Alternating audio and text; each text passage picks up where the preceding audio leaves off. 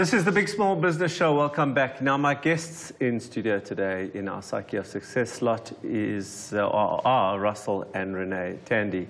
They are co-founders of NGAGE. This is an award-winning company, and they offer PR, advertising, social media, and multimedia solutions in the sectors of mining, construction, engineering, and general industry. And today, we have the proof with us in studio. Welcome to you both. Thank you. Thank you for having us. Right, so it's a husband and wife team, and I'm sure we could have a whole show on that dynamic. Okay. I grew up with entrepreneurial parents, mother and father in the same business, so I understand to some degree that you don't have marital problems, you only have business problems, right? Correct. But let's actually start there. The question of whether we should go into business together. Sure. Yeah, that's a tough question to answer. It's a tricky one. I feel the biggest challenge is that you, like you said, you never leave work at home, and it's very difficult to go out for dinner. The other way around, you never leave work. Sorry, work at the office, of course. You go out for dinner and you actually don't speak about anything but work, and it's quite hard to switch off. Yeah. But on the other hand, it's fun.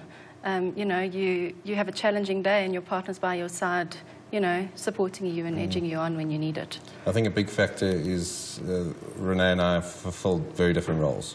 So I focus on marketing and she focuses on public relations. So having two different areas of expertise within the business really helps, because if it's communications related, it's Renee's decision. If it's marketing related, it's my decision.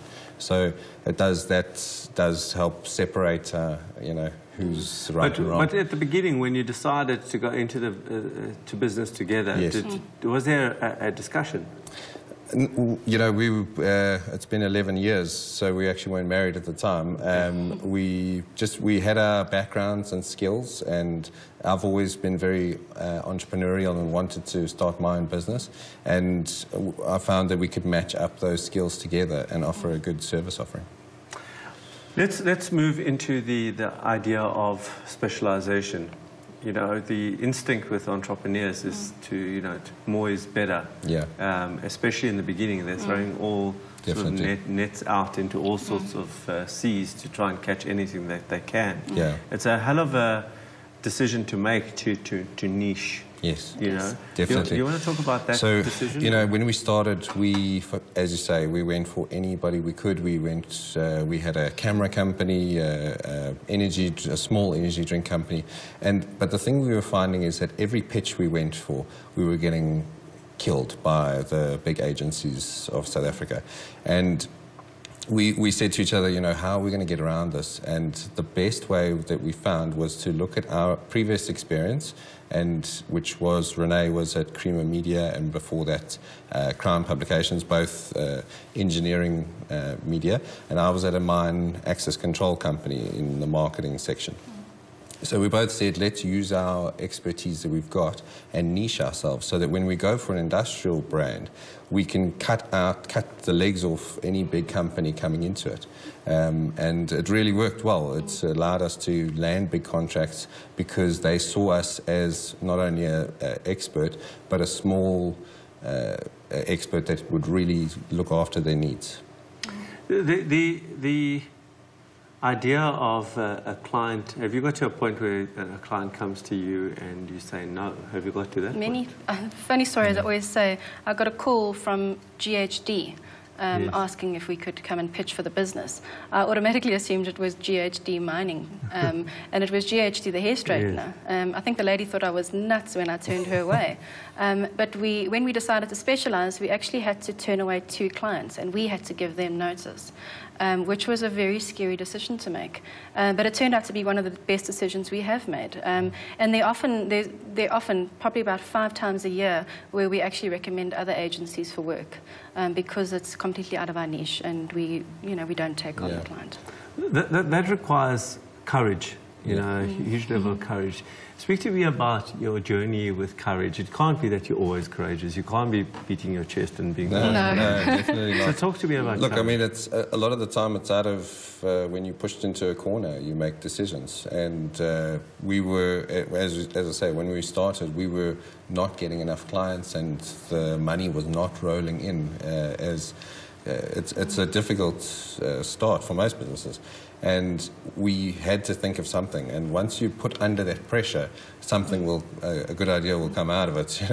But I also think we found a big gap in the market. You know, one of the reasons why we started the agency was I was working as a journalist, and the quality of the articles that were written by agencies servicing these technical industries was shocking. And I literally had to rewrite nearly every press release I got before I could publish it. And that was really the starting behind, or the thinking behind how we started. And that's when we, you know, after we started the agency and we had a few clients and we'd established a reputation, we went back to that and we recognized that there was a big gap that needed to be filled. And like Russell said, now we can go into big pictures. You know, we've worked for the likes of Harmony Gold. You know, they're big brands that we've worked with, which I don't think we would have got if we hadn't specialized. So that journey about, you know, what Renee's saying around starting off small but now pitching to big clients, you know, in the beginning, do you see that? Or are you just trying to make ends meet every month? I mean, do you see the vision that everyone talks about vision as if we all have it? You know, it's like vision. Everyone always says, "What's your plan and what's your vision for the future?" And like in South African conditions, your plan gets thrown out of the moving car as you go along. But you know, we gain experience as we go, and we know where we're going from that experience. I think that's really. And Russell's been very good. From day one, he had a plan in place, and he knew what figures we needed to hit and what we needed to do. I think if it was up to me, I'd still be in the spare room of our townhouse, and I would have been happily churning along, sending out press releases. Russell, like you said, has always been an entrepreneur, and I think that's what makes us a good team. You're the brakes, he's exactly. the accelerator. I am the brakes very often. But I get down to the work, you know. I know that the work that we do is good. I don't do any work. He's got the bigger picture and he sees the vision. I have to rein him in. How do you keep positive? Do you have any, as entrepreneurs, do you have any routines or an approach or a mental model around being positive? Look, I mean, from my side, it's about putting your head down and just focusing on something simple like sales. You know, there's always a lot of news out there and clients having issues or whatever it could be.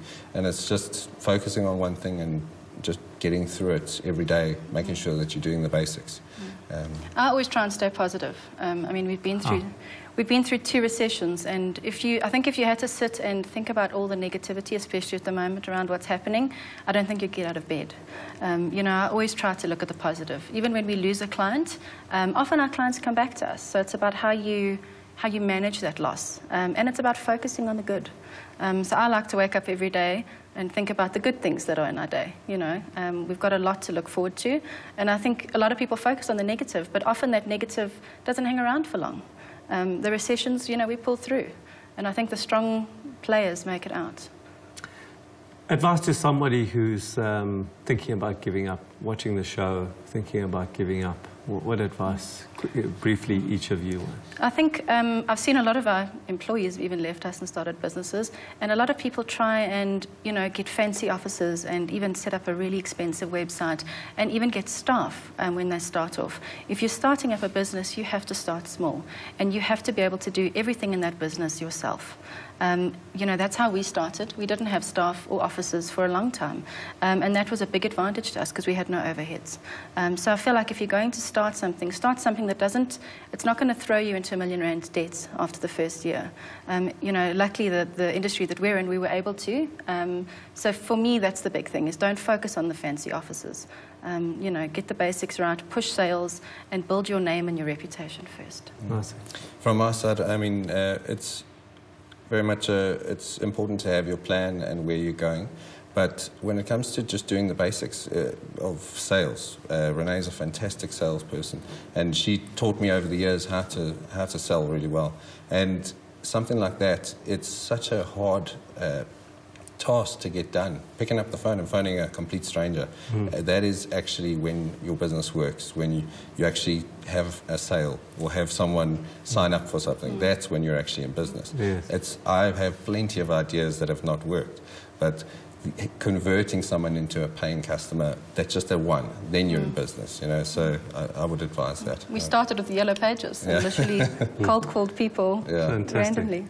Yes. Salt of the earth entrepreneurs built something really successful. Sure. Thank you both for being on the show and being inspirational. I think it's very important for entrepreneurs to understand that it's the simple things, the back to basics, the basic things that actually build successful businesses. Definitely. Thank you for having us. Appreciate it.